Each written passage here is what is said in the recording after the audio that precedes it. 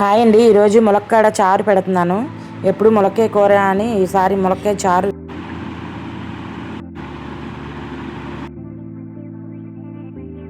2 సార్లు ములక్కాయలు శుభ్రంగా కడుక్కొని తర్వాత ఒక చిన్న గ్లాసు కందిపప్పు, కొద్దిగా చింతపండు నానబెట్టుకున్నా.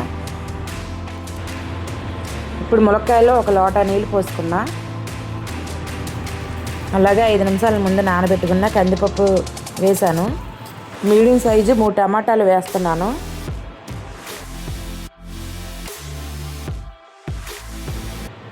కొద్దిగా పసుపు, కొంచెం నూనె కొన్ని కుక్కర్ మూత పెట్టుకొని మీడియంలో 5 విజిల్ వరకు ఉడికించుకోవాలి. ఇప్పుడు కుక్కర్ మూత తీసుకొని చూస్తే బాగా ములక్కాయ ముక్కలు బాగా ఉడికినాయి. ఇప్పుడు పప్పు గుత్తితో బాగా మెదుపుకుంటాను. ఇలా పప్పు బాగా మెదుపుకున్న తర్వాత ఒక జల్లెలు గిన్నె తీసుకొని ఒక లోటతో నీళ్ళు పోసుకొని దాన్ని పప్పుని మెదిపిందంతా దాంట్లో వడకట్టుకోవాలి.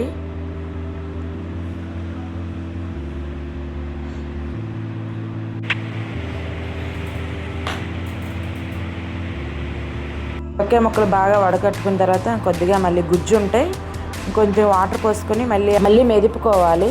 ఇప్పుడు ఒక స్పూను జీలకర్ర, ఒక స్పూన్ ధనియాలు, ఒక స్పూను మిరియాలు, 4-5 వెల్లుల్లి రెబ్బలు,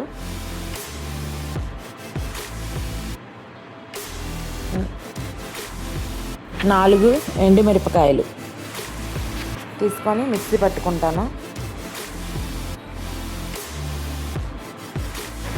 నానబెట్టుకున్న చింతపండు రసం తీసుకోవాలి.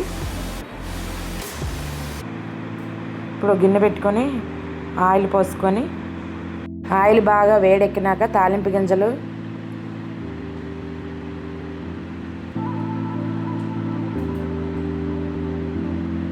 రెండు మిరపకాయలు, కరివేపాకు వేసుకు బాగా వేగనివ్వాలి.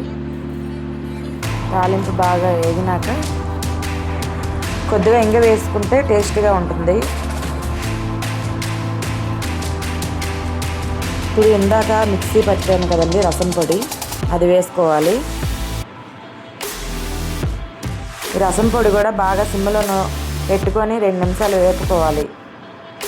ఈ తాలింపు బాగా వేగింది. ఇప్పుడు ఇందాక తీసుకున్న చింతపండు రసం పోసుకోవాలి. అది 1 నిమిషం అలా కలిపి తర్వాత మళ్ళీ ఇందాక ములక్కాయ గుజ్జు తీసుకున్నాను కదా అది పోసుకోవాలి. రుచికి సరిపడగా ఉప్పు వేసుకోవాలి. బాగా ఒకసారి కలుపుకొని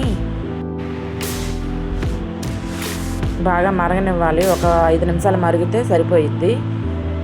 5 నిమిషాలు మరిగినాక మళ్ళీ సిమ్లో పెట్టుకొని ఒక 2 నిమిషాలు మరగబెట్టుకొని పొయ్యి కట్టేసుకుంటే సరిపోయిద్ది.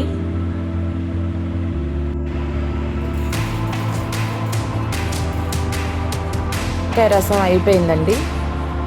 ఇది ఆరోగ్యానికి చాలా మంచిది. మీరు కూడా ట్రై చేయండి. అలాగే మా వీడియో నచ్చినట్టయితే లైక్ కొట్టండి, షేర్ చేయండి, సబ్స్క్రైబ్ చేసుకోండి.